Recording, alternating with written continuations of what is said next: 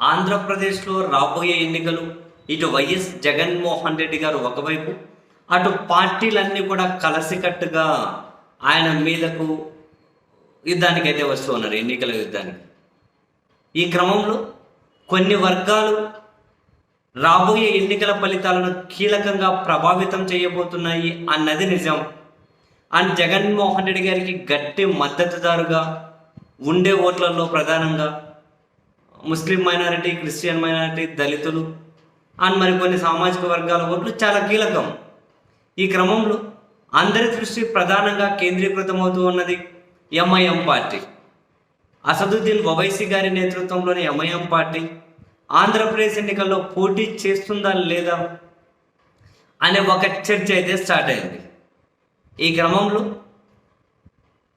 తనను పోటీ చేయించే విధంగా ఇక్కడ కొన్ని మీడియా సంస్థలు అసదుద్దీన్ ఓవైసీ గారిని రెచ్చగొట్టే విధంగా కూడా కొన్ని కథనాలు ప్రసారం చేస్తూ ఉన్నాయి.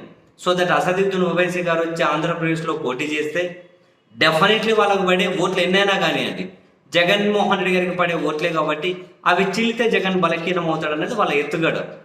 ఈ క్రమంలో తాజాగా ఈ మొత్తం ఎపిసోడ్ మీద, ఆంధ్రప్రదేశ్ ఎన్నికల మీద అసదుద్దీన్ ఓవైసీ గారు స్పందించారు. ఆంధ్రప్రదేశ్లో ఈసారి ఎన్నికలు చాలా రసభద్రంగా సాగుతూ పోతున్నాయని, క్రిస్టియన్, ముస్లిం మైనారిటీ ఓట్లతో పాటు ఆదివాసీలు, దళితులు కూడా ఏపీ అసెంబ్లీ ఎన్నికల గెలుపోటములను నిర్ణయించబోతున్నారు అని, ఆ వర్గాల ఓట్లు చాలా కీలకమని, చంద్రబాబు, పవన్ కళ్యాణ్, బీజేపీ ముగ్గురు పొత్తు పెట్టుకోవడం ద్వారా ఈ వర్గాలలో మెజారిటీ ఓటు బ్యాంకును వాళ్ళు కోల్పోవచ్చు అని చెప్పి అంచనా వేసినటువంటి అసదుద్దీన్ ఓవైసీ అసలు చంద్రబాబు నాయుడు, బీజేపీ పొత్తు పెట్టుకోవడం ఏంటో నాకు అర్థం కావట్లేదు.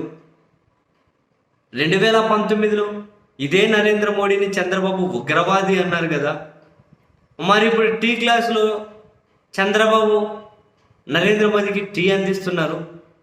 బీజేపీ అయినా 14లో చంద్రబాబును ఎందుకు పొత్తు పెట్టుకుందో, 19లో ఎందుకు ఇడిపోయారో, ఇప్పుడు మళ్ళీ ఎందుకు పొత్తు పెట్టుకుంటున్నారో నాకు అర్థం కావట్లేదు. ఆంధ్రప్రదేశ్ ప్రజలకు కూడా అర్థమవుతున్నట్లు లేదు అని చెప్తూ, మరి మీ పోటీ మీద ఆంధ్రప్రదేశ్లో అంటే ఏ నిర్ణయం తీసుకున్నారు అని అడిగితే, జగన్మోహన్ రెడ్డి గారు నాకు చాలా బెస్ట్ ఫ్రెండు, మా ఫ్రెండ్షిప్ కొనసాగుతూనే ఉంది. నేను కనుక ఆంధ్రప్రదేశ్లో పోటీ చేస్తే నా ఫ్రెండ్కు ఖచ్చితంగా నష్టం జరుగుతుంది.